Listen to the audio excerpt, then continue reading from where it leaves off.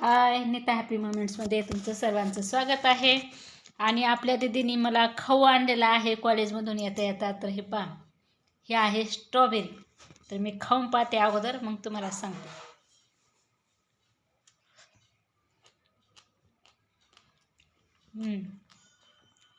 मस्त. आपण ज्यावेळेस स्टॉलवरती किंवा फळांच्या दुकानामध्ये घेतो ना स्ट्रॉबेरी, त्याची टेस्ट वेगळी लागते. आणि याची ही जी शेतातली आलेली आहे ना ओरिजिनल ताजी तोडलेली, याची टेस्टच वेगळी लागते. एकदम मस्त चवदार. का असते बघा.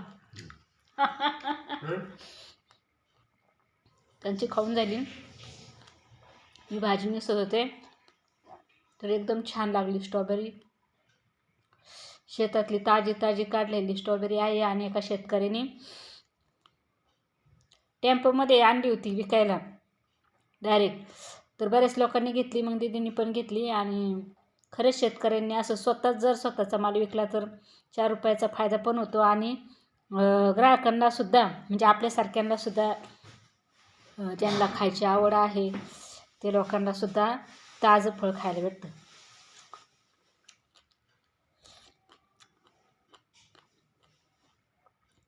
आणि पैसे देऊन केमिकलयुक्त फळं खाण्यापेक्षा ह्याच्यात पण केमिकल असतं, पण टिकवण्यासाठी जास्त केमिकल वापरतात ना. आणखी शेतात पिकवताना पण केमिकल, पुन्हा टिकवण्यासाठी पण केमिकल, डबल केमिकलचा फवारा करतात आणि मग ते आपल्याकडे येतं खायला.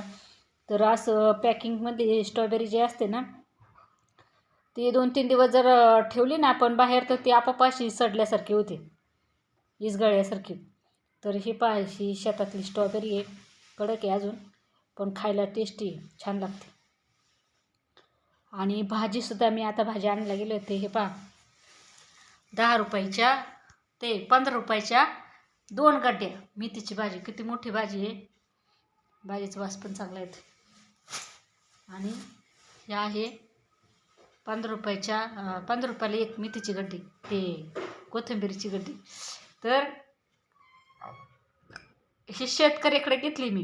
त्याच्या शेजारी व्यापाऱ्याचं दुकान होतं, व्यापाऱ्याकडे हीच गड्डी 30 रुपयाला, सेम याच्यापेक्षा थोडीशी बारीक म्हटलं तरी चालेल, पण एवढीच गड्डी व्यापाऱ्याकडे 30 रुपयाला होती. आणि मेथीची गड्डी ह्याच्यापेक्षा छोटी गड्डी 10 रुपयाला एक होती. आणि ह्या शेतकऱ्याने 15 रुपयाला 2 गड्ड्या अशा दिलेल्या आहेत. तर त्या शेतकऱ्याचा पण फायदाच झाला. 15 रुपयाला 2 देऊनसुद्धा त्याचा फायदा झाला. आणि 15 रुपयाला 2 घेतल्यामुळं घेणाऱ्या गिरायकाचा पण फायदा झाला. तर थोडासा वेळ जातो, थोडं थांबून विकावं लागतं, पण शेतकऱ्यांनी जर स्वतः कष्ट एवढं करायचं, इतके दिवस लागतात त्याला पेरायला, उगवायला, काढायला, पाणी द्यायला, आणि मग ते मार्केटपर्यंत पोचवायचं, आणि मग निम्म्या किमतीत विकायचं. त्याच्यापेक्षा मी म्हणते त्या शेतकऱ्यांनी डोकं लावलं ते भारीच लावलं ना.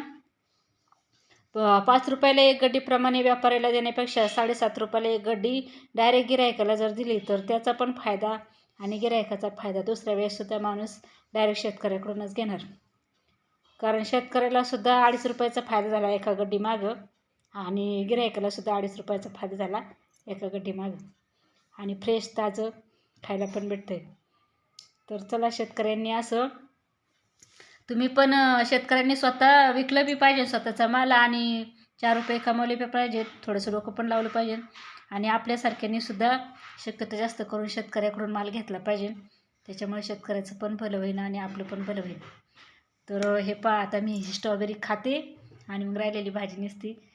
तर तुम्हाला कसं वाटतं, शेतकऱ्याकडून म्हणजे भाजीपाला घेतला पाहिजे, शेतकऱ्यांनी स्वतःच भाजीपाला विकला पाहिजे, की व्यापाऱ्यातर्फे आपण घेतला पाहिजे? तर कमेंट करून सांगा.